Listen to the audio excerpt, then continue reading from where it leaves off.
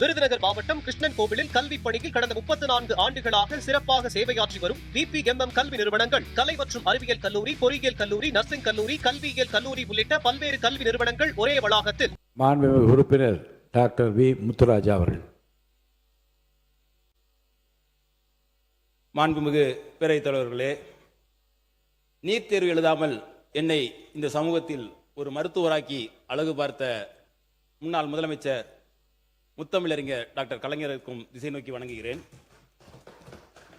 15 ஆண்டு காலம் ஒரு ராயவரம் கடியாப்பட்டி என்ற குக்கிராமத்தில் அரசு மருத்துவராக, வட்டார மருத்துவ அலுவலராக பணியாற்றி விருப்ப ஓய்வு கொடுத்து மீண்டும் எனக்கு 2 முறை வாய்ப்பு கொடுத்து எனது 2வது முறையாக சட்டமன்ற உறுப்பினராக்கிய முன்னாள் முதலமைச்சர் மாண்புமிகு கழகத் தலைவர் தளபதி அவர்களை வணங்குகிறேன். எனக்கு இந்த சமயத்தில் இந்த தனி தீர்மானத்தில் வாய்ப்பளித்து பேசுவதற்கு உறுதுணையாக இருந்த மாண்புமிகு எதிர்க்கட்சி தலைவர் அவர்களையும் எங்களது வழிகாட்டியவர்களை வணங்கி எனது உரையை துவங்குகின்றேன். எனவே இந்த சட்டமன்றத்திற்கு 2வது முறையாக அனுப்பிய புதுக்கோட்டை சட்டமன்ற வாக்காளர் பெருமக்களுக்கும் கழக நிர்வாகிகளுக்கும் இவ்வவையில் விட்டிருக்கும் சட்டமன்ற உறுப்பினர் அனைவருக்கும் எனது வணக்கத்தை தெரிவித்துக் கொள்கின்றேன். மாண்புமிகு பேரவைத் தலைவர்களே, நீட் தேர்வினை, நீட் விலக்கினை வலியுறுத்தி இந்த அரசு கொண்டு வருகின்ற தீர்மானத்தை எங்களுடைய கழகத் தலைவர் அவர்கள் மற்றும் சட்டமன்ற எதிர்க்கட்சி தலைவர் அண்ணன் உதயநிதி ஸ்டாலின் ஆகியோரின் வழிகாட்டுதலின்படி நாங்கள் இதனை ஆதரிக்கின்றோம். இந்த சமயத்தில் நீட் விலக்கிற்காக முத்தமிழறிஞர் கலைஞர் அவர்களும், திராவிட முன்னேற்ற கழகமும், திராவிட மாடல நாயகர் எங்கள் தலைவர் அவர்களும், எங்களுடைய இளந்தலைவர் அவர்களும் எடுத்த பல்வேறு முயற்சிகளை இந்த அவையில் நான் சுருக்கமாக பதிவு செய்ய விரும்புகின்றேன். திராவிட முன்னேற்ற கழகத்தை பொறுத்தவரை உயர்கல்விக்கு நீட் உட்பட எந்த நுழைவுத் தேர்வுமே இருக்கக்கூடாது என்பதுதான் எங்களுடைய நிலைப்பாடு. 2006 நீட் தேர்வு வேணும் அப்படிங்கிற ஒரு நிலை வந்தப்ப அதை கடுமையாக எதிர்த்தவர் முத்தமிழறிஞர் கலைஞர் அவர்கள். இன்னும் பெருமையோட சொல்லணும்னா, நீட் தேர்வே இந்தியாவில் முதலை எதிர்த்தது முத்தமிழறிஞர் கலைஞர் அவர்கள். நீட் தேர்வு வந்தா ஏழை எளிய ஒடுக்கப்பட்ட பிற்படுத்தப்பட்ட மாணவர்களுக்கு மருத்துவ கனவு சிதைஞ்சு போய்விடும், அதனால நீட் கூடவே கூடாதுன்னு கலைஞர் அவர்கள் உறுதியா இருந்தாங்க. அதனாலதான் 2006 முதல் 2011 வரையிலான ஆட்சி காலத்தில் நீட் வரவே இல்லை. இன்னும் சொல்ல போனா, முன்னாள் முதலமைச்சர் அம்மையார் ஜெயலலிதா உயிரோடு இருந்தப்போ வரைக்கும் நீட் தேர்வு தமிழ்நாட்டுக்குள்ள வரவே முடியல. 2017 தான் இந்த நீட் தேர்வு தமிழ்நாட்டுக்குள்ள வந்தது. அப்போவே அந்த தேர்வை கடுமையாக எதிர்த்தவர் எங்களுடைய கழகத்தவர் அவர்கள். நீட் தேர்வு வந்த காரணத்தினால 12ஆம் வகுப்பு தேர்வுல 1200க்கு 1176 மார்க் எடுத்தும் அரியலூரை சேர்ந்த தங்கை அனிதாவால நீட் தேர்வுல வெற்றி பெற முடியாம போச்சு. அதனால அவரால் MBBS படிக்க முடியாம போச்சு. அரியலூர் மாவட்டத்தில் குழுமூர் அப்படிங்கிற ஒரு சின்ன கிராமத்தில் பிறந்த அனிதா உச்சநீதிமன்றம் வரை போய் நீட்டுக்காண்டி போராடினாங்க. ஆனா வெற்றி பெற முடியல. அந்த சோகத்துல அனிதா தன்னுடைய உயிரையே மாற்றிக்கிட்டாங்க. தங்கை அனிதாவோட தற்கொலை தான் இந்தியாவிலேயே நீட்டுக்கான முதல் பலி. அதைத் தொடர்ந்து தமிழ்நாட்டில் இன்னைக்கு 26க்கும் அதிகமான மாணவ மாணவிகள் நீட்டால் மரணம் அடைஞ்சிருக்காங்க. அதனாலதான் நீட்டை ஒழிச்சே ஆகணும் அப்படிங்கிற திமுகவோட உறுதியா இருக்காங்க. இன்னைக்கு இந்தியா முழுக்க நீட் தேர்வுல குளறுபடி நடக்குதுன்னு போராடிக்கிட்டு இருக்காங்க. ஆனா 10 வருஷத்துக்கு முன்கூட்டியே நீட் தேர்வே ஒரு குளறுபடி, நீட் தேர்வுங்கிறதே ஒரு ஸ்கேம் அப்படின்னு எங்க தலைவர் சொன்னாங்க. அதோட நாங்க நிக்கல. திமுக கழகம் ஒரு புறமும், எங்களோட அரசு மறுபுறமும் நீட்டுக்கு எதிராக மக்கள் மன்றம், சட்டமன்றம், நீதிமன்றத்தில் பல்வேறு போராட்டங்கள் நடத்தினோம். 2021 எங்களுடைய தலைவர் தலைமையிலான ஆட்சி அமைஞ்சதுமே 5/6/2021 அன்னைக்கு நீட் பாதிப்புகள் குறித்து ஆராய ஓய்வு பெற்ற நீதியரசர் AK ராஜன் தலைமையில் ஒரு கமிட்டி அமைக்கப்பட்டது. அந்த குழு நீட் தொடர்பாக தமிழ்நாடு முழுவதும் அனைத்து தரப்பு மக்கள், பெற்றோர்கள், மாணவரோட கருத்துக்களை பெற்றது. அதன் அடிப்படையில் 14/7/2021 அன்னைக்கு அன்றைய கழக அரசுக்கு ஒரு அறிக்கையை சமர்ப்பித்தாங்க.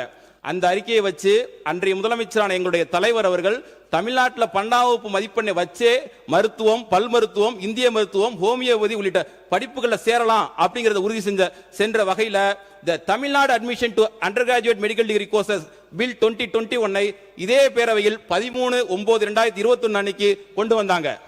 இதற்கு இடையில நீட் ஒரு தேசிய ஆபத்தா வரும் அப்படிங்கறத உணர்ந்து 1/10/2021 அன்னைக்கு எங்களுடைய தலைவர் அவர்கள் முதலமைச்சர் இருந்தபோது 12 மாநில முதலமைச்சர்களுக்கு நீட் விலக்கை வலியுறுத்தி கடிதம் எழுதினாங்க.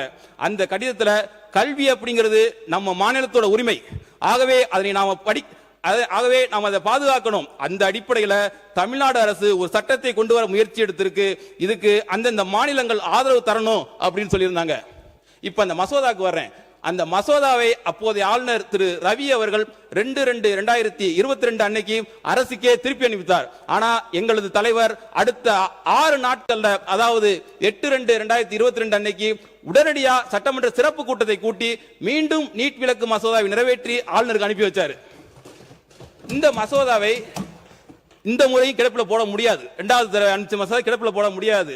ஆகவே 15/3/2022 அன்னைக்கு ஆளுநரை நேரடியா சந்திச்சு அந்த மசோதாவை உடனடியாக மாண்புமிகு குடியரசுத் தலைவர் அவர்களுக்கு அனுப்புங்க அப்படின்னு எங்க தலைவர் அவர்கள் வலியுறுத்தினாங்க. அதை தொடர்ந்து ஆளுநர் அவர்கள் அந்த மசோதாவை 4/5/2022 அன்னைக்கு மசோதாவை உள்துறை அமைச்சகத்துக்கு அனுப்பிச்சு வச்சாங்க. இதையடுத்து 4/9/2023 அன்னைக்கு உள்துறை அமைச்சகம் அந்த மசோதா தொடர்பா சில விளக்கங்களை கேட்டாங்க. அதற்கான பதிலையும் அன்றைக்கு இருந்த எங்களோட அரசு சார்பில் தெரிவிச்சோம். ஆனா 27/2/2025 அன்னைக்கு குடியரசுத் தலைவர் அவர்கள் அந்த மசோதாவுக்கு ஒப்புதல் தரல. அதாவது பிரசிடென்ட் வித்ஹெல்ட் தி அசெட் என்று தமிழ்நாட்டுக்கு பதில் வந்தது. ஆனா அமைச்சர் சொல்லும் போது பாத்தீங்கன்னா அதை கிடப்புல போட்டிருக்காங்க. அந்த நாங்க அனுப்பிச்ச மசோதாவை கிடப்புல போட்டிருக்கதா அமைச்சர் அவங்க சொன்னாங்க. உடனே அன்றைய முதலமைச்சரான எங்களுடைய தலைவர் அவர்கள் 9/4/2025 அன்று அரசு சார்பில் ஒரு அனைத்து கட்சி கூட்டத்தை கூட்டினார்கள். அந்த அனைத்து கட்சி கூட்டத்தில் எடுக்கப்பட்ட முடிவின் அடிப்படையில் அதை தொடர்ந்து தமிழ்நாடு சட்டமன்றம் ஒருமனதாக நிறைவேற்றி அனுப்பிய நீட் விலக்கு மசோதாவுக்கு ஒப்புதல் அளிக்கணும்னு தமிழ்நாடு அரசு சார்பில் உச்ச நீதிமன்றத்தில் வழக்கு தொடரப்பட்டது. அந்த வழக்கு இப்போதும் இருக்கு. ஆனா கழக அரசு நீட் விலக்குக்காக பண்ண இந்த விஷயங்களை பத்தி எல்லாம் இந்த அரசு கொண்டு வர தீர்மானத்துல எந்த விவரமுமே இல்லாது எங்களுக்கு மிகுந்த ஏமாற்றத்தை அளிக்கின்றது. கழக அரசு தொடர்ந்த அந்த வழக்கை இந்த அரசு எப்படி நடத்திக்கிட்டு இருக்கா? அதுக்கு சரியான வழக்கறிஞர்கள் நியமிக்கப்பட்டுள்ளார்களா? இதையெல்லாம் விளக்க வேண்டிய பொறுப்பு இந்த அரசுக்கு இருக்கு. நீட் ஒழிப்புக்காக கழக அரசு மட்டுமல்ல, திமுகவும் பல்வேறு பணிகளை செஞ்சிருக்கு. திமுகவோட இளைஞரணி, மாணவரணி, மருத்துவணி சேர்ந்த ஆகஸ்ட் 2023 ஒரு மாபெரும் உண்ணாவிரத போராட்டத்தை தமிழ்நாடு எங்கும் நடத்தினோம். அன்னைக்கு எங்களுடைய இளந்தலைவர், இன்றைய எதிர்கட்சி தலைவராக இருக்கவங்க அமைச்சராக இருந்தாங்க. அமைச்சராக இருந்தால் போராட்டத்தில் கலந்து கொள்ள கூடாது என்ற விதி உண்டு. ஆனாலும் என் அமைச்சர் பதவியோட நம் மாணவர்களின் கல்விதான் முக்கியம்னு அன்னைக்கு உண்ணாவிரத அறப்போரை நடத்தி காட்டியவர் தான் எங்கள் இளந்தலைவர் அவர்கள். அது மட்டுமல்ல, நீட் விலக்கு கேட்டு பைக் பேரணி, நீட் விலக்கு கோரி கையெழுத்து இயக்கம், நீட் ஒழிப்பு கருத்தரங்கம் எல்லாம் எங்க எதிர்க்கட்சி தலைவர்களின் முன்னெடுப்புல கலைஞர் இணைய சார்பு நடத்தப்பட்டது. இப்படி நீட்டுக்காக தொடர்ச்சியா நாங்க போராடிக்கிட்டு இருக்கோம்.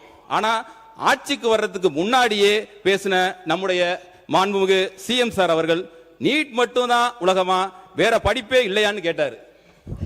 அதையே நம்முடைய மருத்துவத்துறை அமைச்சர் அவர்களும் சமீபத்தில் ரிப்பீட் பண்ணாரு. அது கூட பரவாயில்லை, மின்சார பேசி முடிக்கிட்டோம். சுருக்கமா பேசிடுங்க. நீங்க சுருக்கமா முக்கியமான பிரச்சனைங்க, அது அதனால தான் சொல்றேன். ஓகே. அதையே நம்முடைய மருத்துவத்துறை அமைச்சர்களும் சமீபத்தில் ரிப்பீட் பண்ணாங்க. இது கூட பரவாயில்ல, மின்சாரத்துறை அமைச்சர்கள் ஒருபடி மேல போய் ஒரு விஷயத்தை சொன்னாரு. பிளம்பர், கார்பெண்டருக்கெல்லாம் நிறைய தேவை இருக்கு, அந்த தொழிலெல்லாம் கத்துக்கலாமேன்னு சொன்னாரு. அவர் ஏற்கனவே இருந்த RSS கொள்கை பாணியில குலக்கல்விக்கு ஆதரவா பேசி இருக்கிறாரு. அதுக்கு சமூக வலைதளங்களில் கடும் எதிர்ப்பு கிளம்பிருச்சு. இருங்க மாண்பு உறுப்பினர், நீங்க தீர்மானத்தை சொல்லி முடிச்சிடறேன். உங்களுக்கு வாய்ப்பு தர போறேன். தீர்மானத்தை ஆதரித்து பேசுகிற போது அதை ஒட்டிய கருத்துக்கள் சொல்லிக்கொண்டே வந்து நான் அமைதியாக இருந்தேன். இப்போ அதை தாண்டி இப்படிப்பட்ட விமர்சனங்கள் நீங்கள் கண்டிப்பாக தவிர்க்க வேண்டும். ஏன்னா அப்போ பதில் சொல்லாவிட்டால் அப்புறம் கடைசியிலே சொல்லுங்கள் என்று அப்போ நீங்கள் சொன்னபடி நேரலில் ஓடிக்கொண்டே இருக்கிறது. அப்போ எப்போ நீக்குவீர்கள் என்று கேட்கின்றீர்கள். அருள் கூர்ந்து தீர்மானத்தை ஆதரிக்கிற அந்த செய்தியை மட்டும் பேசி நீங்கள் முடிப்பது தான் பொருத்தமாக இருக்கும். இப்போ சொன்னதுக்கு அவங்க கண்டிப்பாக பதில் சொல்லவில்லை, நான் நீக்கி விடுவேன். பதில் சொல்லுங்க. இந்த தீர்மானத்தை ஒட்டி தேவையில்லாத விஷயங்களை பேச மாண்புமிகு பேரவைத் தலைவர்களே, ஏனென்றால் தேவையில்லாத விஷயங்கள் பொதுப்பணித்துறை அமைச்சர் அவர்கள். மாண்புமிகு பேரவைத் தலைவர்களே, இந்த தீர்மானத்தில் அரசியல் தேவையில்லை, ஒருமனதாக நிறைவேற்றும். இது மாணவர்களுடைய எதிர்கால பிரச்சனை. தமிழக வெற்றி கழகத்துடைய தலைவர் தேர்தலுக்கு முன்பே ஏன் அரசியல் வருவதற்கு தங்கை அனிதாவுடைய மரணத்தில் பங்கேற்றவர். அதிலேயே அவரோட நிலைப்பாடு தெளிவா இருக்கு. இதோட ஒரு 7-8 அறிக்கையை எங்களுடைய தமிழக வெற்றி கழக தலைவராக இருந்து முதலமைச்சராக இருந்து எல்லா விதத்திலையும் தன்னுடைய அறிக்கையை கொடுத்திருக்கிறாரு, தன்னுடைய பதிவை செய்திருக்கிறாரு. இந்த நீட் தீர்மானங்கிறது அரசியலுக்கு அப்பாற்பட்டு நாங்களும் குறை சொல்ல முடியும். அதனால திமுக என்ன செய்தது, ஒன்றிய அரசியல் மத்திய அமைச்சராக இருக்கும்போது என்ன செய்தது, அதுக்குள்ள போக விரும்பல. இங்க அரசியல் பேச வேண்டாம், பழைய வரலாறை பத்தி பேச வேண்டாம். எல்லா உறுப்பினர்களும் தமிழகம் முதற்கொண்டு இங்க இருக்கக்கூடிய எல்லா கட்சிகளும் பிஜேபியை தவிர எல்லோரும் ஒரே நிலைப்பாடுல இருக்கிறோம். இந்த இடத்துல அரசியல் பேசாமல் இந்த தீர்மானத்தை திமுக வழிமொழிந்து ஒருமனதாக தீர்மானத்தை நிறைவேற்ற நினைக்கிறோம். இதற்கு மேல அரசியல் பேசினாங்கன்னா எங்ககிட்டயும் எல்லா ஆதாரங்களும் இருக்கு, நாங்களும் பேசுவோம். நான் என்ன சொல்றேன் பாருங்க, மாண்புமிகு பொதுப்பணித்துறை அமைச்சர் அவர்கள் சொல்கிற கருத்து ஏற்புடையதாக இருக்கும். ஆனால் எல்லா ஆதாரங்களையும் திரும்ப விவாதங்கள் வளர்ந்து வரலாறு திரும்ப திரும்ப பார்க்க வேண்டியது இருக்கும். அருள் கூர்ந்து பேசுகின்ற உறுப்பினர் இப்போது சுருக்கமாக இதை ஆதரிக்கக்கூடிய கருத்துக்களை மட்டும் பேசி முடிக்குமாறு நான் கேட்டுக்கொள்கிறேன். முக்கியமானதான் தலைவரை பேசுறேன். வரலாற்றில் நாங்க இருக்கிறோம், அதனால நாங்க பேசுறோம். வரலாற்றில் இல்லாதவங்க எப்படி பேசுவாங்க? ஒரு குழந்தை நேரடியாக இப்படி நீங்க பேரவையில் இப்படி நேரடியாக இப்படி பேசுவதை தவிர நான் அனுமதிக்க முடியாது. ஏற்கனவே நீங்க பேசிய பேச்சில் இந்த தீர்மானத்தை ஒட்டி இல்லாத இருக்கிற கருத்துக்கள் எல்லாம் அவைக்குள் நீக்கப்படுகிறது. மாண்புமிகு உறுப்பினர் பேசி முடிக்கலாம். சரி, ஓகே. ஒரு குழந்தை மருத்துவர் ஆனா ஆசைப்படுதுன்னா அதை தடுக்க யாருக்குமே உரிமை கிடையாது. ஆகவே முதலமைச்சரும் அமைச்சர்களும் மாணவர்களை பார்த்து நீர் தேடிச்செறிய முடியலன்னா விட்டுருங்க, வேற படிப்பை படிங்க அப்படிங்கிற தோணியில பேசாம மருத்துவர் ஆனா கனவு காண்கிற மாணவரோட எண்ணத்தை சிதைக்கிற மாதிரி ஆயிடுது. ஆகவே அது மட்டுமல்ல, நீட் குளறுபடிகளை, நீட் வினாத்தாள் லீக் ஆனதை எதிர்த்து டெல்லியில காக்ரோச் ஜனதா பார்ட்டி மிகப்பெரிய போராட்டத்தை நடத்தினாங்க. அந்த போராட்டம் நாடு முழுவதும் பரவிச்சு. உண்ணாவிரதம் இருந்த சமூக ஆர்வலர் திரு சோனம் வாங்சுக் அவர்களை எங்களுடைய துணை பொதுச் செயலாளர் திரு ராசா அவர்கள் போய் ஆதரவு தந்தாங்க. சிஜேபி போராட்டத்துக்கு எங்களுடைய நாடாளுமன்ற குழு தலைவர் திருமிகு கனிமொழி கருணாநிதி அவர்கள் நேரில் போய் ஆதரவு தந்தாங்க. ஆனா ஏன் தாவேகா சார்பில் ஒருத்தர் கூட போகவே இல்லை? தவறான கருத்து சொல்றீங்க. பள்ளிக்கல்வித்துறை அமைச்சர் அவர்கள். மாண்புமிகு பேரவைத் தலைவர் அவர்களே, ஒரு நோய் தொற்றில் குழந்தைகள் இறக்கலாம், ஆனால் ஒரு தேர்வு முறையில் இத்தனை குழந்தைகள் இறந்ததை எல்லாம் அம்மா சுட்டிக்காட்டிய போது இந்த அரங்கம் அதிர்ந்தது. வரலாற்றில் முக்கியத்துவம் வாய்ந்த ஒரு நீட் எதிர்ப்பு சிறப்பு தீர்மானத்தை மாண்புமிகு சுகாதாரத்துறை அமைச்சர் கொண்டு வந்திருக்கிறார்.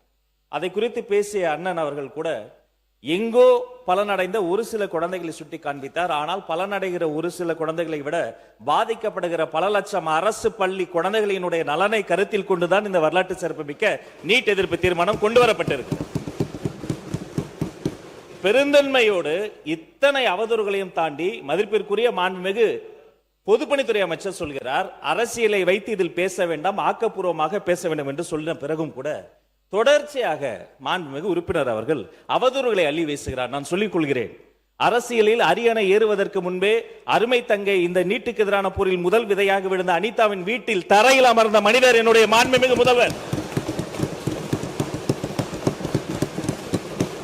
அனிதாவின் உடன் பிறந்த அண்ணன், உடன் பிறந்த சகோதரன், அனிதா வாங்கிய அந்த +2 மதிப்பெண்ணை டி-ஷர்ட்டில் போட்டு அலைந்த மாமனிதன், மணிரத்னம் மட்டுமல்ல உடன் பிறவாத அண்ணனாக நின்று கொண்டிருந்தவர் என்னுடைய மாண்புமிகு முதல்வர்.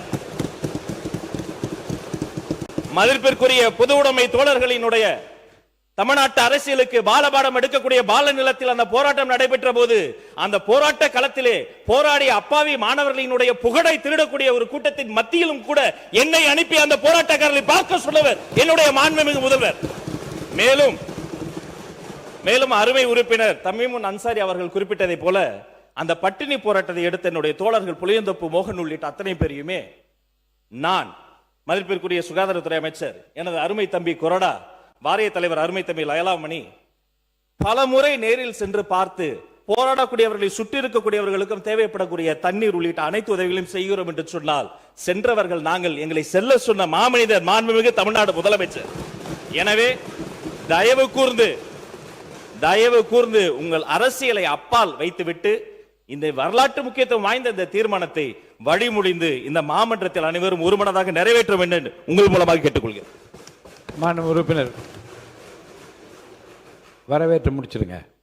சார் நான் டெல்லிக்கு ஏன் போடலன்னு கேட்டேன், அதுக்கு பதிலாக வேண்டாங்க, சொல்லல. இந்த கேள்விகளுக்கெல்லாம் இங்க இடமில்லை. அவை குறித்து நீக்கப்படுகிறது. நீங்க வரவேற்று முடிச்சிருங்க.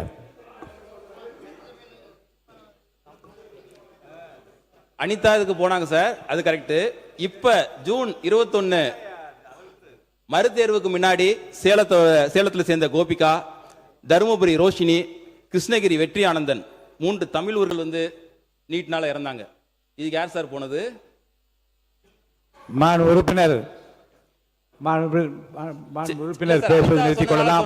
மாண்புமிகு உயர்கல்வித்துறை அமைச்சர் அவர்கள்.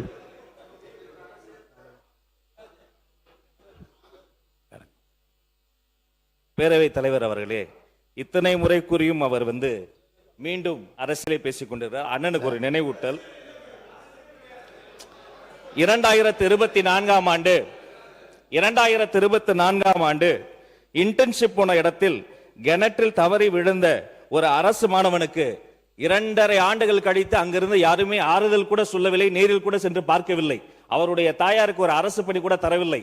ஆனால் அரசியலுக்கே வருவதற்கு முன்பு அனிதாவினுடைய வீடுன்னு கூட சொல்ல முடியாது, ஒரு சின்ன குடிசை, கார் நுழைய முடியாத பாதையில் கூட அவருடைய கால் நுழைந்தது. நீங்கள் 1000 அவதூறை வீசினாலும் அந்த மாமனிதரை கலங்கப்படுத்த முடியாது.